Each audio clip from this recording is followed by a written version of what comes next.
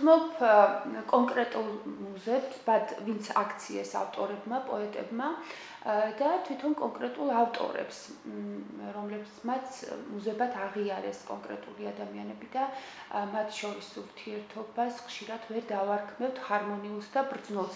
ალბათ ჰარმონიული არც უნდა იყოს, მაგრამ ჩემი აზრით შემოქმედებითი გამოცდილება ცოტა მეტ სიბრძნესა და ანალიზთან უნდა იყოს დაკავშირებული ავტორისთვის და ძალიან ხშირად ამას პოეტებში, ამ ემოციურ ნატურებში ვერ ვხედავ და კონფლიქტიც ყოველთვის არის არასასურველი, ისეთი არა, მხოლოდ სიყვარულთან დაკავშირებული და მხოლოდ სიყვარული რომ გადაალახვინებს ამ კონფლიქტს, არამედ სიძულვილში რომ გადაყავთ ერთი მხრივ ხან ავტორი, ხან მუზა. კონკრეტული მუზები გავიხსენოთ და მათი მიმართებები აქვს. ხო, შთაგონებას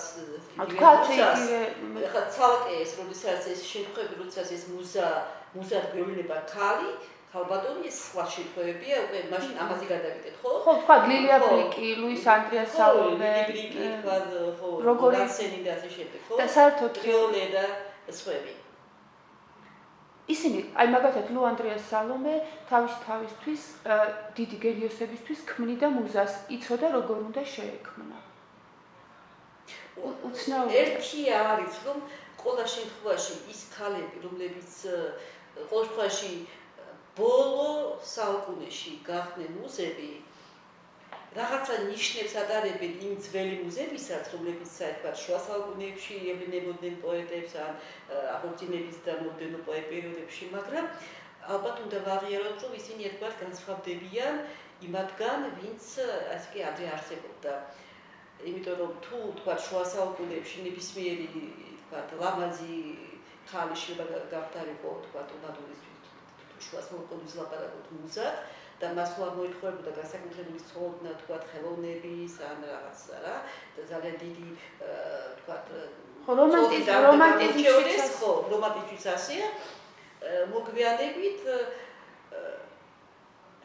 ეპოქა შეიცვალა და უკვე რაღაც ჯერჯი შეიცვალა თვითონ მოთხოვნილება თქვა მაინც ლამაზი ქალის თფობის და ძალიან უცნაური, ამაზე ძალიან ბევრი გამოთქმის არსებობს პიკასოსაც აქვს და სხვებსაც, რომ დღევანდელი მუზა უფრო აფრიკულ კერპს აგავს, ვიდრე იმ ლამაზ ქალს, რომელზედაც ხო, აი კერპებისკენ მიდრეკილება გაუჩნდა. მაგრამ ეს ქალები როგორც წესი გამოირჩევიან ძალიან, ასე თქვათ, მიზანდასახული პრაქტიკული ბუნებით.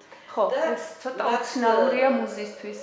მათ ხასიათში ძალიან ხშირად ისეთი ნიშნებია, რომელიც შეიძლება შევადაროთ მაგალითად თქვათ, აი, კარგი ტილოების გამყიდველის ნიშნებს, რომელიც თქვათ აღმოაჩენს ხატვარს, რომლის ტილოები ნახატები არ იყიდება, მაგრამ ის თვითონ არ არის შემოქმედი, სულ არ უყვარს ეს შინ მხატვრობა, უბრალოდ მას ყიდის. და ძალიან კარგი ალღვა აქვს და ხდება რომ ხატვარი, რომელიც ეხლა კაპიტანაც ვერ ღირს თავის ნახატს, რაღაც ხანში იქნება ძალიან მაგალითად გალა, სალვადორ დალისთვის. ხო. აი, დაახლოებით ასეთივე გუმანით გამოირჩევიან, ასეთივე, ასე თქვათ, ნიშნებით გამოირჩევიან.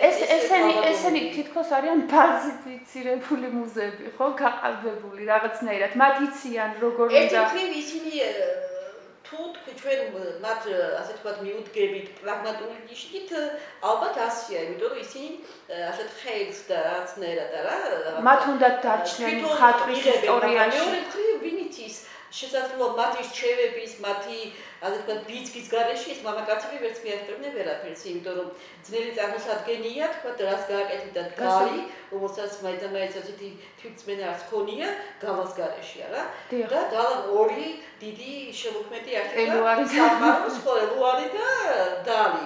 და ელუარსაც ლექსი დააწერინა და დალისაც დაახატინა ის სურათები. ანუ შეიძლება აღაშნებოდა ნავა მის გარეშე. შეიძლება ითქვას, რომ არსებობენ ქალები, რომლებიც განსაკუთრებულად მუზის თვისებებს ატარებდნენ. ნუ ქართულ რეალობაშიც შეიძლება ვთქვათ, ალბათ ასეთი თამუნია წერეთელი, რომელსაც ეტრფოდა იმ დროის ყველა ან ეკატერინე ჭავჭავაძე, ეკატერინე ჭავჭავაძე, ანუ მერი შარვაშიძე. ხო, მერი რომელმაც სრულიადაც არ იცოდა გალაქტიონს უყვარდა თუ არა, ეს კიდევ რაღაცა სხვა რაკურსია პოეტური. ეს არ მგონია ეს იყოს თანაბარი დიალოგი მუზასა და პოეტს შორის. არის რაღაცნაირად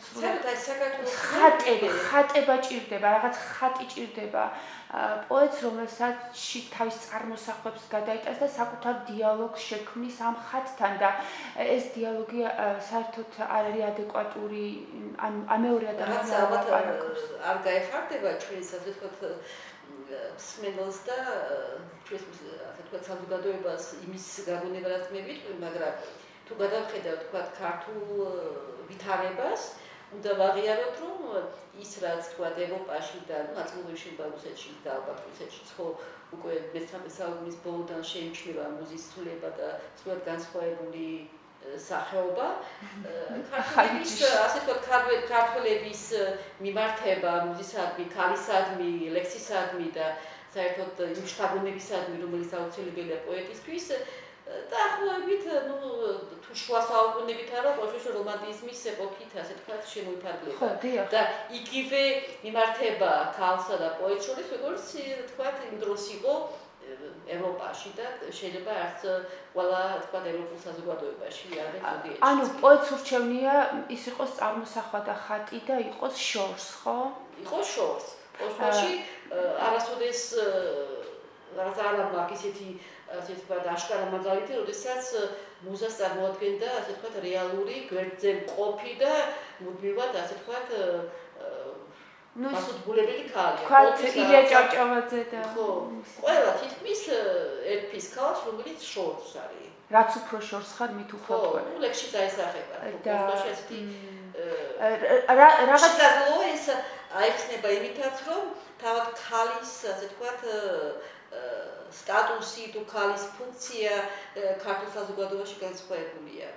აი ის რომ ქალმა შეიძლება შექმნას მამაკაცისგან რაღაცა ძალიან დიდი ვთქვათ პიროვნება, შემოქმედი ასე შემდეგ ძნელი წარმოსადგენია იმ პირობებში, როცა ქალი ისეთ ვითარებაში მყოფებოდა, როგორც არის საქართველოში. ხალხ ხანე ერთი მხრივ ის არის მუდამ რაღაცა მუზის მაგვარ რაღაც ეპითეტებს და ხო, მაგრამ მეორე მხრივ ის ასე ვთქვათ, უფლება მოსილი არ არის, რომ საქმის თვალსაზრისით უფრო მეტი გააკეთოს ვიდრე მამაკაცმა.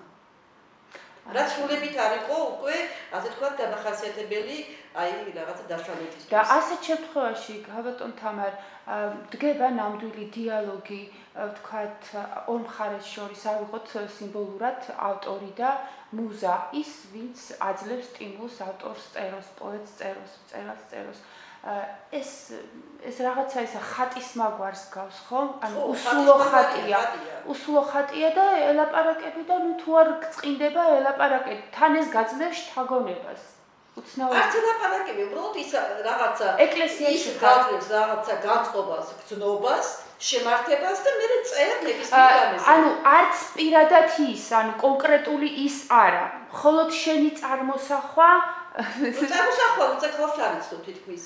შეიძლება ვთქვათ, რომ ყველაფერი წარმოსახვაა, მაგრამ ნუ ხო ყველა ნებისმიერში არ თავსდება მუზის სტატუსი, ხო? ვიღაცას ერგება, ვიღაცას არ ერგება. ეს ხოში ქართულ სინამდვილეში მით უფრო ერგება, რაც ნაკლებად იცნობ. ხო, და თუ სულ არ იცნობ, უკეთესია.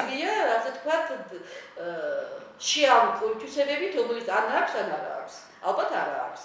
ოღონდ ამდენი და ასეთი. არა, თუ არ ცადე და გაარკვია აქვს თუ არ აქვს, ასეთი ნამდვილი დიალოგი არასდროს არ შედგება. არის საფუძველი და არის რაღაცა სტიმული იმისთვის, რომ აი ეს თვისებები მას ეს იგივეა, ჩვენ ეკლესიაში შედიან ადამიანები ხატთან ლოცულობენ, რაღაცა დროებით მას იღებენ ენერგიას, გამოდიან და ეს ხო იკარგება. ანუ არ არის ჭეშმარიტი ურთიერთქმედება შემოქმედთან, ხატთან მხოლოდ რო ლაპარაკობ და ცხოვრებაში რომ სხვანაირი ხარ. ანუ ეს ხატი და რეალობა კიდე ისეთი სიტყვაა, რომელსაც ზუსტად ვერ განმარტავ. მაგრამ მე ამ ავტორებზე და მუზეებზე დაკვირვებით ასეთი შთაბეჭდილება მრჩება, რომ ისინი უბრალოდ დიალოგში არ არიან. ყველა საკუთარ თავთან არის დიალოგში. შემოქმედი ყოველთვის